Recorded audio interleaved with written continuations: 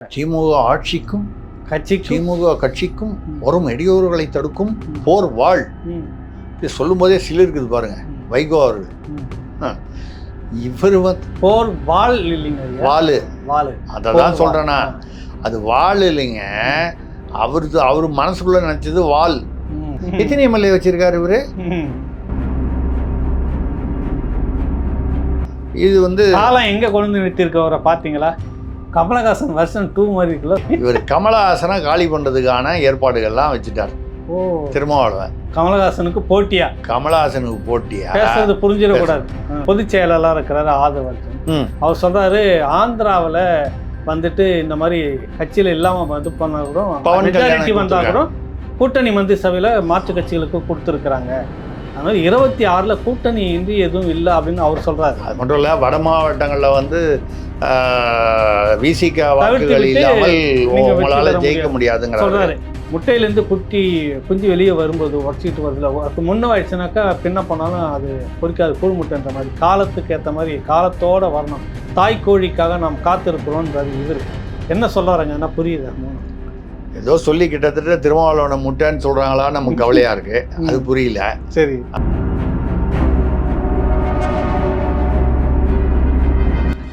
சேலம் தாரமங்கலத்தில் சுடுகாட்டையே காணும் அப்படின்னு ஒருத்தர் புகார் கொடுத்துருக்கிறாரு. கிணத்த காணுன்னு சினிமாவில் டைலாக் வடிவேலு ஏதோ ஒரு படத்தில் வரும், சுடுகாடே காணுமா.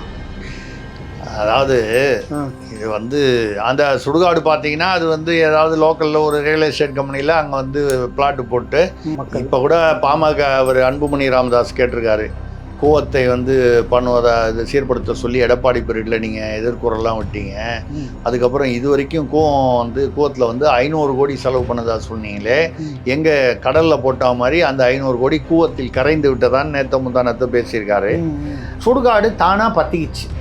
அது பற்றிக்கிட்டு அதுவே காணாமல் போய் சுய தகனம் செஞ்சிச்சு.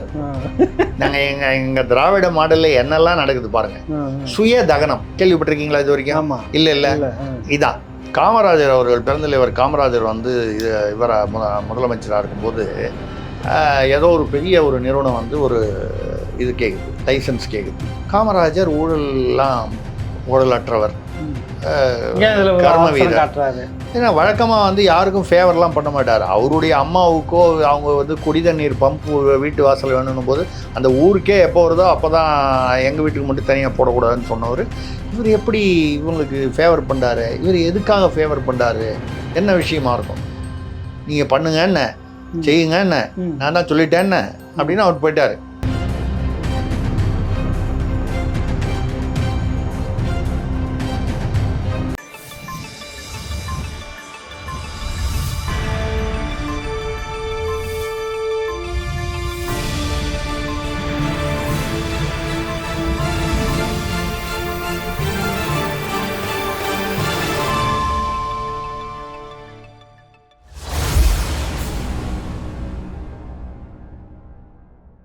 அனைவருக்கும் வணக்கம். இந்த வாரம் திருசக்தியார் கேள்வி பதில் பகுதி 3 தொடர்கிறது. ஐயா வணக்கம். வணக்கம் ஐயா, சொல்லுங்க. முக்கியமான ஒரு கேள்வி. சரிங்க. எடுத்தோடனே ஒரு வித்தியாசமாக இருக்குது. சைலஜா தென்கொரியாவில் கேட்டிருக்கிறாங்க. வழக்கமாக கேட்கக்கூடிய சகோதரி அவங்க. இப்போதெல்லாம் முதல்வர் மற்றும் அமைச்சர்கள் யார் பேசினாலும் நாட்டால் விளம்பரம் மாதிரியே எனக்கு தோணுது, எனக்கு மட்டுமா இல்லை எல்லாருக்குமா அப்படின்னு கேட்குறாங்க. நாப்தால்னா அந்த பூச்சி உருண்டை மாதிரி வருமே, அதுதான் நாப்தால்னு சொல்லுவாங்க. எல்லா அமைச்சர்களும் ஒரே மாதிரி பேசுகிறாங்க. எனக்கு அவங்களுக்கு அப்படி தோணுது. எனக்கு இந்த ஹார்பிக்னு ஒரு விளம்பரம் வரும். இந்த கழிவறை குழியெல்லாம் சுத்தம் பண்ணுறது. எல்லாம் ஷாருக் கான்லேருந்து இவர் அக்ஷய்குமார்லேருந்து பெரிய பெரிய நடிகர்கள் எல்லாம் சரத்குமார் வரைக்கும் அங்கே ஆரம்பித்து இங்கே வரைக்கும் இந்த ஹார்பிக்கு கழிவறையை சுத்தம். அதில் நமக்கு புரியாத ஒரு விஷயம் என்ன இருக்கும்? இந்த அக்ஷய்குமாரும் ஷாருக் கானும் இவங்கெல்லாம் சொல்லி தான் நம்ம வீட்டு கழிவறையை நம்ம சுத்தம் பண்ணணுமா? இல்லை இவங்க சுத்தம் பண்ணி தர போகிறாங்களா? அவன் அநேகமாக அந்த அந்த ஒரு விளம்பரத்துக்கு 2 கோடியோ 5 கோடியோ வாங்கிட்டு இந்த கழிவறையை நீங்கள் சுத்தம் பண்ணுங்கண்ணா. அவங்க வீட்டில் அதை யார் கழுவுறாங்கன்ற அவங்க பேர் கூட தெரியாமல் இருக்கும். அது விளம்பரம், சினிமா மாயை, அது ரைட்டு. அது மாதிரி இவங்க இவங்க பேசுகிறது எல்லாமே இந்த மாதிரி விளம்பர மாடல் தான் அப்படின்னா, அப்போது அந்த அம்மா சைலஜா தென்கொரியாவில் இருந்தால் கூட தமிழ்நாட்டு திராவிட மாடலை சரியாக புரிந்து வைத்திருக்கிறார். இது வெறும் வெற்று விளம்பர மாடல் தான், இது ஸ்டிக்கர் அரசியல் தான் அப்படிங்கிறத தென்கொரியாவில் இருந்துகிட்டு தெரிஞ்சு வச்சிருக்காங்க. வாழ்த்துக்கள், நல்லது. சீனிவாசன், கம்பர் நகர், கொளத்தூர். திமுக ஆட்சிக்கும் கட்சிக்கும் வரும் இடையூறுகளை தடுக்கும் போர்வாளாக மதிமுக விளங்கும் என்கிறாரே வைகோ. எப்படிங்க ஐயான்னு கேட்கிறாரு உங்ககிட்ட. திமுக ஆட்சிக்கும் திமுக கட்சிக்கும் வரும் இடையூறுகளை தடுக்கும் போர்வாள் சொல்லும் போதே சில இருக்குது பாருங்க வைகோ அவர்கள். இவர் போர் வாள் இல்லைங்க, வாள். அதான் சொல்றேன்னா, அது வாள் இல்லைங்க. அவரு மனசுக்குள்ள நினைச்சது வாள் இல்லு, சின்ன இல்லு, லட்டுக்கு வர்ற இல்லு. இப்ப ஃபேமஸ் இல்ல அது அதாவது போர் வால். நாங்க நீங்க எவ்வளவு போர் போட்டாலும் தண்ணி எடுக்கிறதுக்கு போர் போடுவாங்களே, அது மாதிரி நீங்க எவ்வளோ எங்களை குழி தோண்டி போர் போட்டு புதைச்சாலும் நாங்க வாளா உங்க அப்படி அதுக்கு முன்னால வாளா ஆட்டிக்கிட்டு இருப்போம். அப்படி சொல்றாரு அவரு. நாங்க போறோம். இவர் பையனுக்கு இவர் பையனை கட்சியில் அடுத்தது வாரிசாக கொண்டு வரணும்னு சொல்லும் போதே இருந்த ஒரு 6 பேர்ல 4 பேர் பிச்சுட்டு போயிட்டாங்க இவர் கட்சியில். சரிங்களா? இவர் திமுகவுக்கு ஒரு இடையூறு, திமுக ஆட்சிக்கு ஒரு இடையூறு. எத்தனை எம்எல்ஏ வச்சிருக்காரு இவரு? அந்த ஆட்சிக்கு ஒரு போர் வாளாக இருப்பேன் அப்படின்னா இது எங்க கொண்டு நிறுத்திருக்கவரை பாத்தீங்களா? சுடுகாட்டு சாம்பல்ல நின்றுகிட்டு இதற்காக தீ குளிச்சவங்களுக்காக வேண்டி இந்த திமுக இதுவும் வேரோடி மண்ணோடும் சாய்ப்பேன் அப்படின்னு காங்கிரஸுக்கு எதிராக கருணாநிதி பேசணும். இவர் ஒரு டயலாக் பேசியிருந்தாரு. திமுக வீழ்த்ததான் இந்த வைகோ அவதாரம் எடுத்திருக்கிறான்லாம் பேசினாரு, எழுதினாரு, என்னெல்லாமோ பேசியிருக்காரு. இப்போ இந்த சினிமாவில் ஒருத்தர் அந்த ஒரு தம்பி ஒருத்தர் ஹீரோ வருவார். சரிங்க. அந்த படம் நடிச்சதுனால அவருக்கு அந்த பேரு அட்டகத்தி தினேஷ்னு ஒருத்தர். சரி, சரிங்களா? அவர் சினிமால அவர் அட்டகத்தி தினேஷ். அரசியலை பொறுத்த வரைக்கும் அட்டகத்தி வீரர் யாருன்னு கேட்டா அண்ணன் வைகோ தான். அது ஒரு டைட்டில் போட்டாங்களே விகடன்ல, என்ன அட்டகத்தி வைகோன்னு சொல்லிட்டு போட்டாங்களா? எழுதிட்டாங்களா? பீச்சு தொங்க விட்டாங்க. அப்படியா? அப்படிலாம் எழுதினவர் தான் இன்னைக்கு ஒரு முக்கியமான இடத்துல இருக்கிறாரு. ஆமா, இருக்கட்டும். அது சரி சரி ரைட் ரைட் ரைட் ரைட். அடுத்தது இன்னொரு குழப்பம். சுசீந்திரன், செல்வபுரம். விசிக திமுக ஒரே நேர்கோட்டில் கொள்கையில் பயணிக்கிறது. கவனிக்கணும், இருங்க, தலையெல்லாம் சொரியாதீங்க, முடியல. ஒரே நேர்கோட்டில் கொள்கையில் பயணிக்கிறது. சரிங்க. முரண்பாடான அரசியல் தான். முரண்பாடான அரசியல் தான். மேல ஒரே நேர்கோட்டில் ஒரே கொள்கையில் பயணிக்குது, கீழே முரண்பாடான அரசியல் தான், ஆனால் ஒன்றாக பயணிக்கிறோம். கமலஹாசன் வெர்ஷன் 2 மாதிரி இருக்குல்ல. தொடர் திருமாவளவன் பேசுறத பத்தி சுசீந்திரன் கேள்வி கேட்டிருக்கிறார். இல்ல இல்ல இல்ல, எனக்கு என்ன புரியுதுன்னா, கமலஹாசனே ஒரு புரியுதுங்களா உங்களுக்கு? இல்ல இல்ல, அவர் சொல்றது புரியல. சரி, இவர் கமலஹாசனை காலி பண்றதுக்கான ஏற்பாடுகள்லாம் வச்சுட்டார் திருமாவளவன். கமலஹாசனுக்கு போட்டியா? கமலஹாசனுக்கு போட்டியா? பேசுறது புரிஞ்சிடக்கூடாது. அவர் சொல்றது பாருங்க, நேர்கோட்டில் பயணிக்கிறோம், கொள்கையில் நேர்கோட்டில்.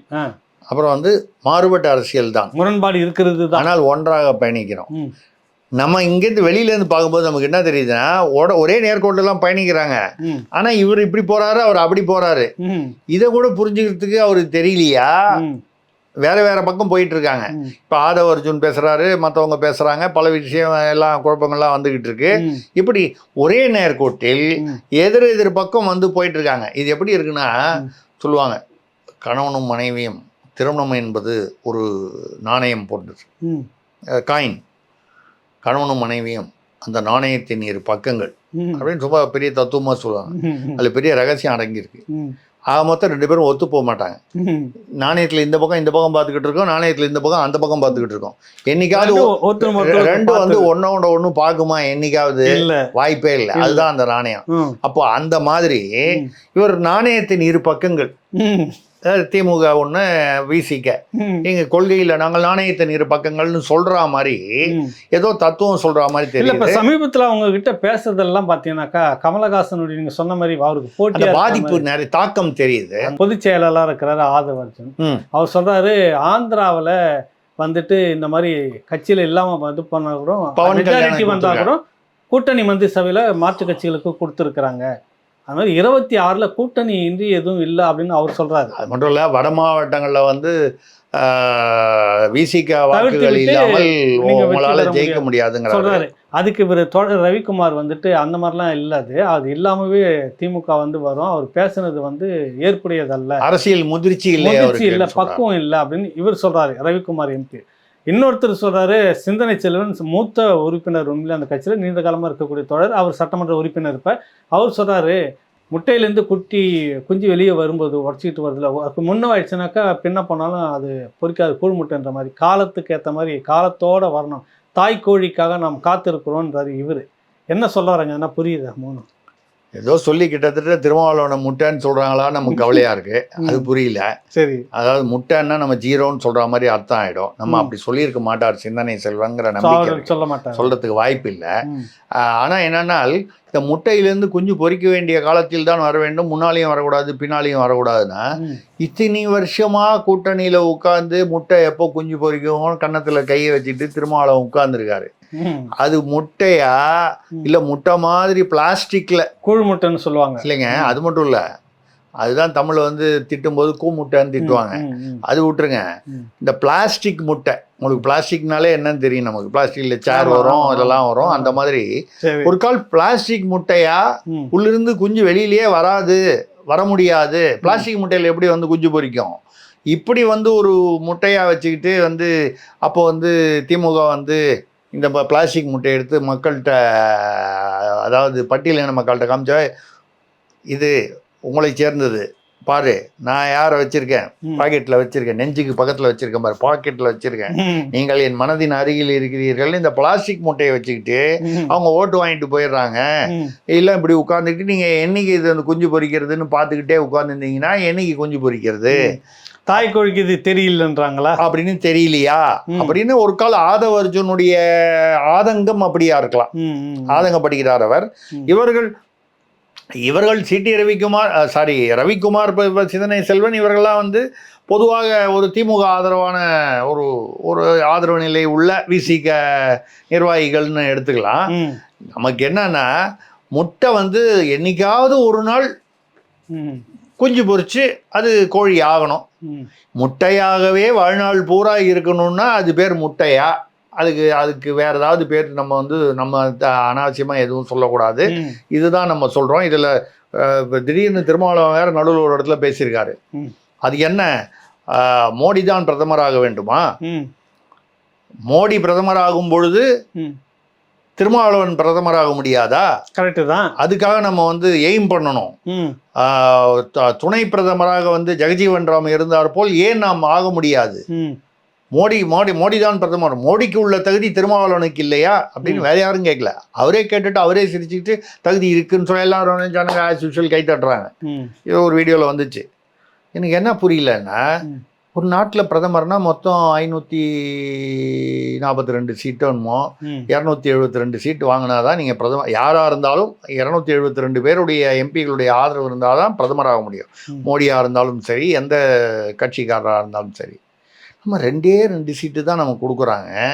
இந்த 2 சீட்டை கஷ்டப்பட்டு நம்ம வாங்கி இந்த 2 3 முடியல. ஒரு பொது தொகுதி ஆதவர்ஜனுக்காக கேட்டு அதுவே கொடுக்க மாட்டேன்ட்டாங்க. நீங்கள் 2 வந்து எப்போ 272 ஆகி நீங்கள் எப்போ பிரதமர் ஆகிறது? இல்லை அட்லீஸ்ட் நீங்கள் வந்து இந்த 272 இல்லைன்னா கூட ஒரு 150 அப்படின்னு வந்தால் கூட துணை பிரதமர்னு ஜெகஜீவன் ராம் ஒரு பட்டியலினத்தை சேர்ந்தவர் கொடுத்தா மாதிரி கொடுக்கலாம். நீங்கள் 2 சீட்டுக்கே இங்கே மூச்சு வாங்குது. அதுக்கே நம்ம போகும்போது ஒரே வீரபாண்டிய கட்டபொம்மை மாதிரி பேசிட்டு உள்ளே போயிட்டு திருப்பி வரும்போது அப்படியே முதுகெல்லாம் ஐயோ அம்மான்னு பிடிச்சிக்கிட்டு வர மாதிரி வந்துடுச்சு. நம்ம சும்மா வெளியில் வந்து ஏன் இந்த பில்டப் நமக்கு இல்லை? இங்கே முயற்சி கைவிட்டு போச்சு. அங்கே பார்க்கல ஒரு கால் இப்படி இருக்கலாம். தமிழ்நாட்டில் இனிமேல் சான்ஸ் இல்லை. இதை தாண்டி துணை முதல்வர் வந்து, ஏன்னா துணை முதல்வர் வந்து அவங்க கொடுக்க போகிறது இல்லை. முதல்ல உதயநிதியை தாண்டி அப்புறம் துரைமுருகனை வந்து சாட்டிஸ்ஃபை பண்ணி இதெல்லாம் தாண்டி திருமாவளவனுக்கு கொடுக்கணும்னு ஆதவ அர்ஜுன் சொல்கிறது வந்து நடக்கக்கூடிய காரியம் இல்லை. நடக்கக்கூடாது என்று நாம் சொல்லவில்லை. அது கேட்பதில் நியாயங்கள் இருக்கலாம். ஆனால் வந்து நடக்குமா அப்படின்னு பார்த்தா வாய்ப்பில்லை ராஜா அப்படின்னு சொல்ல வேண்டியிருக்கு. அந்த மாதிரி வரும்போது தமிழ்நாட்டை விட்டுட்டு இவர் வந்து ஒரு கால் இந்தியாவில் வந்து ஏதாவது போய் பேசி துணை பிரதமருக்கு அப்போ ஒருக்கள் எப்படி இருக்குமோ? இது வரைக்கும் யாருமே எதிர்பாராத முறையில் பாஜகவுடன் விசிக கூட்டணி சேர்ந்து எப்படி இருக்கு? நல்லா இருக்காது? அதுவும் நல்லா தான் இருக்கு. வித்தியாசம் கிட்ட கேட்டு பார்த்தேன், நாங்க போறோம் அப்படின்னு. பாஜகவோட ஒரு கூட்டணி சேர்ந்து, அப்போ பாஜக சேர்ந்து ஒரு 10 சீட்டோ உங்களுக்கு வட மாவட்டங்கள் பட்டியலினம் அதிகமாக இருக்கக்கூடிய வாக்குகளை வாங்கி ஒரு 10 சீட்டு 12 எம்பியில் வரும்போது ஒரு 6 சீட்டு 8 சீட் வாங்குறாங்கன்னு வச்சுங்க. இன்னைக்கு 12 சீட்டு வாங்கின நிதிஷ்குமார் வந்து அமைச்சரவையில் அவர் இருக்காரு.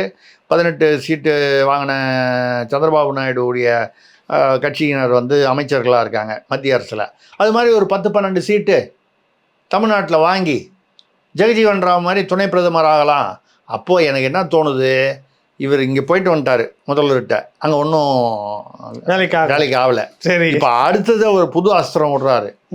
நீங்கள் இல்லைன்னா நான் பாஜக கூட வந்து போய் சேர்ந்துருவேன், ஜெகஜீவன் ராம் மாதிரி நான் துணை பிரதமர் ஆகிடுவேன், நீங்கள் துணை முதல்வர் கூட ஆக மாட்டேன்றீங்க, நான் துணை பிரதமர் ஆகிடுவேன் அப்படின்னு திமுகவை நோக்கி திருமாவளவன் எச்சரிக்கை விடுறாரோ அப்படின்னு நமக்கு ஒரு சந்தேகம் வருது. அவர் வந்து துணை பிரதமர் ஆகணும், துணை முதல்வர் ஆகணும், மேலும் மேலும் அவர் வெற்றிகள் பெற வேண்டும், பதவிகள் பெற வேண்டும். இவ்வளவு மூத்த அரசியல் தலைவர், இவ்வளோ வருஷமாக அரசியலில் இருக்கார். நம்ம அவரை வந்து அவருடைய கோரிக்கை விருப்பம் நிறைவேற வேண்டும் என்று வாழ்த்துவோம்.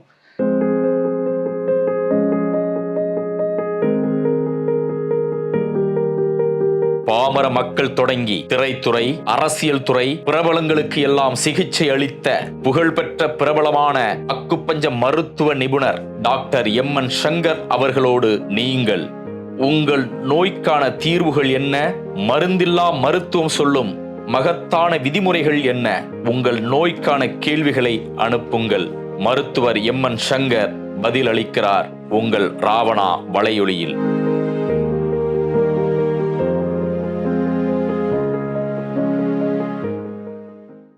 அடுத்து வந்து கலையரசி வெள்ளக்கோட்டையிலேருந்து கேட்குறாங்க. சென்னை துறைமுகத்திலேருந்து 3 கண்டெய்னர்கள் 35 கோடி மதிப்புள்ள கணினிகளுடன் போலி ஆவணங்களை கொடுத்து கடத்திட்டு போயிட்டாங்க அப்படின்னு செய்தி வந்திருக்குது. அதிர்ச்சியாக கேட்குறாரு அந்த தோழர். அந்த அம்மா கேட்குறாங்க கலையரசி. கண்டெய்னரில் வந்து அதான் அந்த கணினிகளை வச்சு அது வந்து ஏதோ ஒரு பெரிய கணினி கம்பெனிக்கு உள்ளது. அது போலியான ஆவணங்களை கொண்டு நடுவில் கொண்டு காமிச்சு எடுத்துகிட்டு போயிட்டாங்க. அப்புறமா அவசரமே இல்லாமல் 1 நாள் 2 நாள் பொறுத்து அந்த கம்பெனிலேருந்து ஐயா எங்களுடைய இதை வந்து எடுத்துகிட்டு போனோம், அதான் முந்தானியே எடுத்துகிட்டு போயிட்டாங்களே. யார் எடுத்துகிட்டு போனாங்க? கம்பெனி சினிமாவில் நடக்கிற மாதிரி அது வந்துருச்சு. நமக்கு வந்து என்னன்னா, ஃபார்ச்சூனரில் முன்னால் ஒரு கொடி நட்டாங்க பாருங்க, அது மாதிரி கண்டெய்னர்லேயும் முன்னால் ஏதாவது ஒரு கொடி நட்டுருப்பாங்களோ, ஏதாவது ஒரு கட்சி கொடி. இல்லைன்னா அவ்வளோ சுலபமாக வந்து எப்படி தள்ளிட்டு போனாங்க. நிறைய இதில் தான் அங்கே வந்து இந்த மாஃபியா மோதல்னு வருது இல்லை, கேங் வார்ன்னு சொல்கிறது, இதெல்லாம் இந்த தொழிலை வச்சு தான் அங்கே நடந்து. அதுவும் துறைமுகத்தில் அதிகமாக இருக்கும். அது இந்த மாதிரி ஏதோ ஒன்று நடத்திட்டு போயிட்டாங்களோ அப்படி. 35 கோடி மதிப்பு கணினிகள். அதை எடுத்துகிட்டு போய் அவங்க வந்து மார்க்கெட்டில் ஈஸியாக விற்க முடியும். கணினி விற்கிறது என்ன பெரிய கஷ்டம் இல்லை. இப்போ ஆக மொத்தம் நம்ம என்னன்னா வந்து நம்ம எல்கேஜிலேருந்து பிஹெச்டி வரைக்கும் நம்ம கட்சியில் இருக்குது. நம்ம கட்சின்னு தான் நான் சொன்னேன், நான் எந்த கட்சியும் சொல்லலை, பொதுவாக சொல்கிறேன். எல்லா கட்சியிலையும் அப்படி இந்த மாதிரியான விஷயங்கள் ஊழல் செய்யும் கட்சிகளில் வந்து எல்கேஜிலேருந்து பிஹெச்டி. ஆடு திருடுறது எல்கேஜி, கண்டெய்னரில் கணினி திருடுறது பிஹெச்டி. ஆக மொத்தம் எல்லாம் வந்து நம்ம வந்து எல்லா தகுதிகளையும் பெற்றிருக்கிறோம் என்பதை தமிழன் என்ற முறையில் பெருமையுடன் நாம் ஏற்றுக்கொள்கிறோம். இன்னொரு பெருமையுடன் ஒரு கேள்விக்கு பதில் சொல்லுங்க. அதாவது மைதிலி ராகவன் ஸ்ரீரங்கம், சேலம் தாரமங்கலத்தில் வந்து சுடுகாட்டையே காணும் அப்படின்னு ஒருத்தர் புகார் கொடுத்துருக்கிறார். கிணத்த காணுன்னு சினிமாவில் டைலாக் ஏதோ ஒரு படத்தில் வரும், சுடுகாடே காணுமா. அதாவது இது வந்து அந்த சுடுகாடு பார்த்தீங்கன்னா அது வந்து ஏதாவது லோக்கலில் ஒரு ரியல் எஸ்டேட் கம்பெனியில் அங்கே வந்து பிளாட்டு போட்டு அதை விற்றுருப்பான், இல்லை அங்கே வந்து ஏதாவது ஒரு ஃப்ளாட்டு கட்டுறதுக்கு ஏற்பாடு பண்ணியிருப்பான். இது வந்து ஆச்சரியப்படுறதுக்கு ஒன்றும் பெரிய விஷயம் இல்லை. சென்னையில் நடுவில் எங்கேயோ சேலத்து பக்கத்தில் தாரமங்கலத்தில் தள்ளி இருக்குது. ஆமாம், சென்னையில் கூஆறு இருக்கிற எழும்பூர் பகுதியிலேயே வந்து நம்ம பேசணும், முன்னாலே ஏதோ காசா பணமான ஒரு கம்பெனி வந்து அதை வளைச்சி போட்டு ஃப்ளாட்டு கட்டுறாங்கன்னு சென்னையில் மையப்பகுதியில்.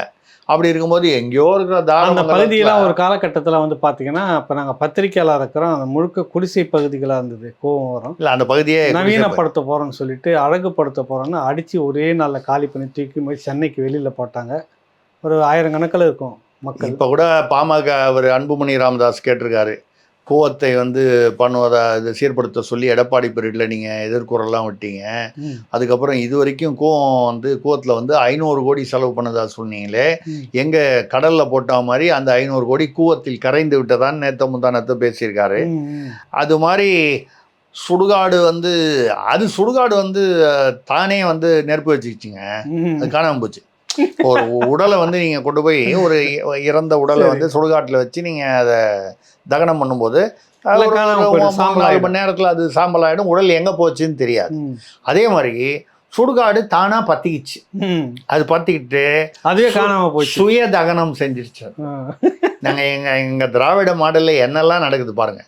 சுய தகனம் கேள்விப்பட்டிருக்கீங்களா இது வரைக்கும்? இல்லை இதான், அதுதான் தாரமங்கலத்தில் நடந்திருக்கு. எல்லாரும் வந்து அது ஒண்ணுதான் மனுஷனுக்கு வந்து நிம்மதியான இடம், எந்த கவலையும் இல்லாமல் அந்த ஒரு இடம் தான். அதுக்கு போயாச்சுன்னா அதுக்கப்புறம் எந்த வலி இல்லை, வேதனை இல்லை, கவலை இல்லை, பிரச்சனைகள் இல்லை. அந்த இடத்த கூட விட்டு வைக்க மாட்டேங்கிறாங்களே, என்ன பண்றது? வாழ்க திராவிடம். நல்லது. அடுத்தது வந்து கேசவராஜ் கோவை, போதைப் பொருள் கடத்தலுக்கு துணை போவதாக 850 அரசு அதிகாரிகளை உளவுத்துறை அடையாளப்படுத்தி உள்ளது. இவங்களா அடையாளப்படுத்தினது 850 பேர் தான். இன்னும் எவ்வளோ பேர் இருக்காங்கன்னு தெரியல.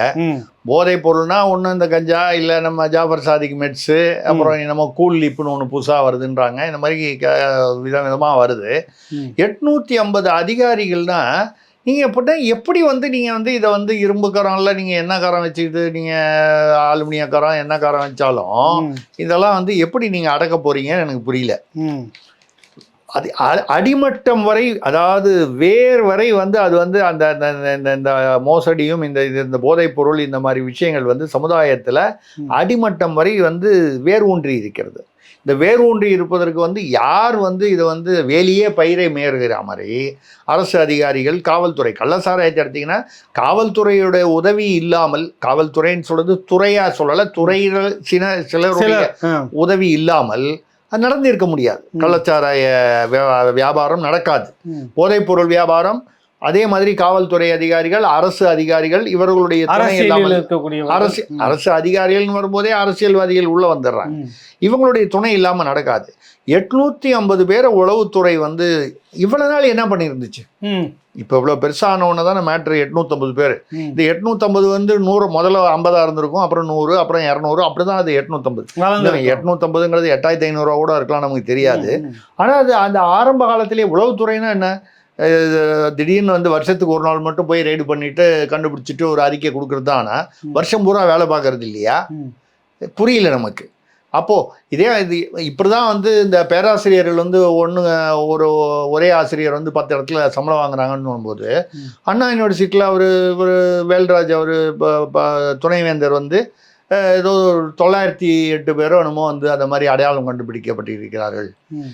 எதுக்கெடுத்தாலும் வந்து போலி பேராசிரியர் 1000 பேர், உதாரணமாக ஒரு 1000 பேர், போதை மருந்துக்கு துணை போவர்கள் ஒரு 1000, அடையாளப்படுத்தப்பட்டவர்களே 1000. இந்த அப்புறம் நீங்கள் மணல், கனிம வளம், கல்குவாரி எடுத்திங்கன்னா அதை இன்னும் நிறைய போய்கிட்டே இருக்கும்.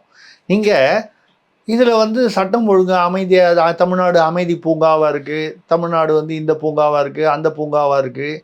நமக்கு இருந்தால் ஒன்றும் அமைதினா என்ன, பூங்கானா என்னன்னு ஒன்றுமே புரியாமல் இருக்குது. தமிழ்நாட்டில் இருக்கிறத விட பேசாமல் ரஷ்யா உக்ரைனில் இருந்திருந்தால் கூட கொஞ்சம் நிம்மதியாக இருந்திருக்கலாம் போல தெரியுது. சரி,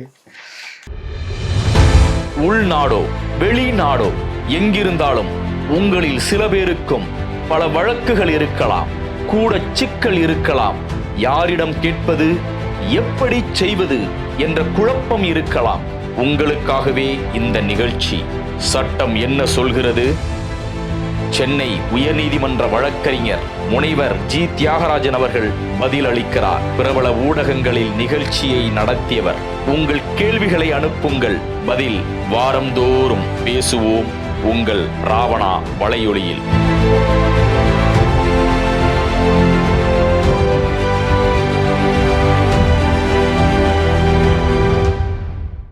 அடுத்தது வந்து நீலகிரி பந்தலூரில் வந்துட்டு அதுக்கு உட்பட்ட கிராம பகுதியில் மின் இணைப்பு கொடுக்கறது, இந்த டிரான்ஸ்ஃபார்மர்லாம் மொத்தமாக எடுத்துகிட்டு வரணும் போகணும்ல.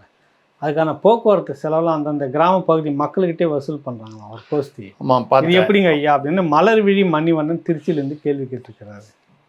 அதாவது எத்தனையோ கிராமங்கள் இன்னும் வந்து தமிழ்நாட்டில், இந்தியாவில் பல பகுதிகளில் இருக்கலாம். தமிழ்நாட்டில் குறிப்பாக வந்து மின் வசதி இல்லாமல், அதுவும் இந்த மலைவாழ் பகுதிகள், பழங்குடி மக்கள் இருக்கக்கூடிய பகுதிகள் வந்து அந்த ஒரு கிராமம்னு எடுத்துக்கிட்டிங்கன்னா 30-40 குடும்பம் தான் இருக்கும். மின் வசதிலாம் இல்லாமல் இருக்கும். அதுக்கு காரணம் இந்த டிரான்ஸ்ஃபார்மரு. இந்த இடத்துல வந்து ஒரு சின்ன உதாரணத்தை ஒன்று நான் சொல்ல விரும்புகிறேன், இதை புரிய வைக்கிறதுக்காக.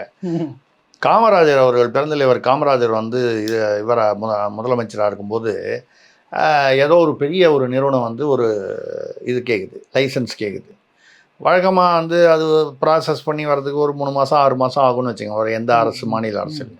காமராஜர் வந்து அதிகாரிகளை கூப்பிட்டு கொஞ்சம் ஒரு வாரத்துக்குள்ளே இதை ப்ராசஸ் பண்ணி அதை கொஞ்சம் அப்ரூவல் கொடுத்துருங்க. இந்த அமைச்சர்களுக்கும் சரி அதிகாரிகளுக்கும் சரி குழப்பம். காமராஜர் ஊழலற்றவர், கர்ம வீரர். ஏன்னா வழக்கமாக வந்து யாருக்கும் ஃபேவர்லாம் பண்ண மாட்டார். அவருடைய அம்மாவுக்கோ அவங்க வந்து குடி தண்ணீர் பம்பு வீட்டு வாசல் வேணும்னும் போது அந்த ஊருக்கே எப்போ வருதோ அப்போ தான் எங்கள் வீட்டுக்கு மட்டும் தனியாக போடக்கூடாதுன்னு சொன்னவர்.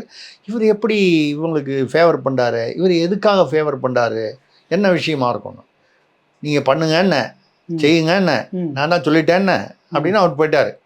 அவர் பதில் சொல்லலை. இவன் பயந்துக்கிட்டு பண்ணி கொடுத்துட்டாங்க. பண்ணி கொடுத்த உடனே அப்புறம் அதெல்லாம் அப்புறம் வந்து கேட்டாங்க, ஐயா நீங்கள் வழக்கமாக அப்படிலாம் சொல்ல மாட்டீங்க யாருக்காகவும் பரிந்துரை பண்ணி, ஏன் நீங்கள்? அப்போ அவர் விலைக்கு சொன்னார். அவங்க வந்து கேட்டாங்க, உங்களுக்கு எப்படி மின்சாரம் வரும்னு கேட்டேன். எங்கேயோ ஒரு தூரத்தில் அவங்க ஒரு இடத்துல ஃபேக்ட்ரி வைக்கணும், நான் அங்கேருந்து டிரான்ஸ்ஃபார்மர் எடுத்துகிட்டு வரேன். நான் அப்போ சொன்னேன், வழியில் உள்ள 80 கிராமங்களுக்கும் நீங்கள் டிரான்ஸ்ஃபார்மர் வந்து நீங்கள் உங்கள் செலவில் நீங்கள் அதை நிர்மாணம் செய்து அப்படி உங்கள் செலவில் பண்ணணும். மின் வாரியம் பண்ணாது. உங்களுக்கு எலக்ட்ரிசிட்டி கனெக்ஷன் வேணும்னா இந்த 80 கிராமங்கள்லையும் நீங்கள் டிரான்ஸ்ஃபார்மர் அங்கேருந்து எடுத்துகிட்டு வரீங்க. வழியில் அப்படியே ஒரு கம்பம் நட்டு அவங்களுக்கு எழுத்து அவங்களுக்கு டிரான்ஸ்ஃபார்மர், உங்களுக்கு சப் டிரான்ஸ்ஃபார்மர் அதில் எடுத்து தானே உங்களுக்கு மின்சாரம். இது போட்டால் தான் இவனுக்கு வந்து இண்டஸ்ட்ரியல் ஒரு தொழிற்சாலை நடக்கிற அளவுக்கு மின்சாரம் தேவைன்னா அங்கே ஒன்றும் பக்கத்தில் மின்சார இது இல்லை, டிரான்ஸ்ஃபார்மர் இல்லை. அப்போ போடணும். இது அரசு போட்டு தராது. 80 கிராமங்களில் போடணுன்னா அது ஒரு பெரிய விஷயம். இது நீங்கள் போட தயாரா? நாங்கள் போட்டு கொடுக்குறோம், ஆனால் எங்களுக்கு ஃபேக்ட்ரி லைசன்ஸ் கொடுங்க. உனக்கு ஃபேக்ட்ரி லைசன்ஸ் வேணும்னா முதல்ல ஒரு லெட்டர் கொடுத்துரு, இந்த 80 கிராமங்கள்லையும் எங்கள் செலவில் நாங்கள் வந்து அப்படி போட்டா. அப்போ சொன்னார், இப்போ பாரு அவனுக்கு லைசன்ஸ் கொடுத்ததுனால 80 கிராமங்களில் ஒரு கிராமத்துலேயும் 50, 100, 200 குடும்பங்கள் 400 குடும்பங்களுக்கு வந்து மின்சார வசதி கிடைச்சிது. இதையே நம்ம அரசு சார்பில் பண்ணணும்னா எத்தனை வருஷம் ஆகும்? இதுக்காக தான் இந்த உதாரணத்தை எதுக்காக சொல்றேன்னா, ஆனா அது காமராஜர் அரசு. இப்போ காமராஜர் அரசை ஆட்சியை கொண்டு வருவோம்னு சொல்றவங்க இவங்க எல்லாருமே என்ன பண்றாங்கன்னா பாத்தீங்கன்னா, டிரான்ஸ்ஃபார்மருக்கு வந்து கூடலூர், உங்களுக்கு கூடலூர்ல இருந்து தான் நீலகிரி போனோம் மலைக்கு, அதுல போறது வந்து இந்த பெரிய இந்த கண்டெய்னர் இது மாதிரி லாரி மாதிரி வச்சு எடுத்துட்டு போனோம். அதுக்கான செலவை அந்தந்த கிராம மக்கள்கிட்ட வசூல் பண்ணாங்க. என்ன அராஜகம் பாருங்க. இது யார் செய்ய வேண்டியது? அரசு செய்ய வேண்டியது. நீங்கள் மின்சாரம் கொடுக்கணும்னு முடிவு பண்ணிங்கன்னா டிரான்ஸ்ஃபார்மர் செலவு மட்டும் இல்லாமல் அதை போக்குவரத்து செலவு, அதை கொண்டு நிர்மாணிக்கிற செலவு, அதை இயக்கும் செலவு எல்லாமே அரசை சேர்ந்தது. மின் வாரியம் அநேகமாக மக்கள்கிட்ட இந்த பக்கம் வசூல் பண்ணிவிட்டு அந்த பக்கம் அதுக்கு ஒரு கான்ட்ராக்டர் ஒரு பில்லை போட்டு வசூல் பண்ணிடுவார். எனக்கு ஒரே ஒரு கேள்வி தான் இருக்குது. நீலகிரியில் ஆராசான்னு ஒரு மானஸ்டர் இருந்தார், இருக்காரு. யாருங்க? அது தெரியுது. வேற என்ன சொன்னீங்களே மானஸ்டர். ஓ, அது தெரியல எனக்கு. ஆனா அவனா அந்த திராவிட பத்தி அப்படியே உணர்ச்சி வசப்பட்டு ஈவேரா பெரியார் அப்படி சொன்னார், இவர் அப்படி சொன்னார், அவர் அப்படி சொன்னார் எல்லாம் சொல்லுவாரு. கடைசியில இவர் என்ன சொல்றாருன்னு தெரியவே தெரியாது. அவங்கெல்லாம் சொன்னாங்கன்னு சொல்லுவாரே தவிர. அதனாலதான் அவரை மானஸ்தன் சொல்லுவாருங்களா? இல்ல, அவருடைய நீலகிரி தொகுதியில் தொடர்ந்து அவர் வெற்றி பெற்று கொண்டு வருகிறார். அது எப்படி வெற்றி பெறுகிறார், அதோடைய சூட்சுமம் என்ன, அதுக்குள்ள நம்ம போகல. ஆனா வந்து வெற்றி பெற்று வருகிறார். அந்த பழங்குடி மக்களுடைய அந்த வயத்தில் அடிச்சு அவங்ககிட்ட வசூல் பண்ணி போக்குவரத்துக்காகனா இது வந்து கிட்டத்தட்ட இது வந்து வழிப்பறிக்குள்ளைய விட மோசமானது. ஏன்னு கேட்டா, நீ பணக்காரங்கிட்ட அடிச்சா கூட பரவாயில்ல, அடிக்கிறது யாரு? சோத்துக்கு வழி இல்லாத அந்த அந்த அந்த சுற்றி இருக்கிற காடுகளை நம்பி இருக்கக்கூடிய பழங்குடி மக்கள். அவன் வயிற்றுல அடிக்கிறீங்களே, இந்த பாவம் உங்களை சும்மா விடுமா? இங்கே சென்னையிலே நீங்கள் ஏதோ நீலகிரியில் எங்கேயோ ஒரு இடத்துக்கு போகிறீங்க.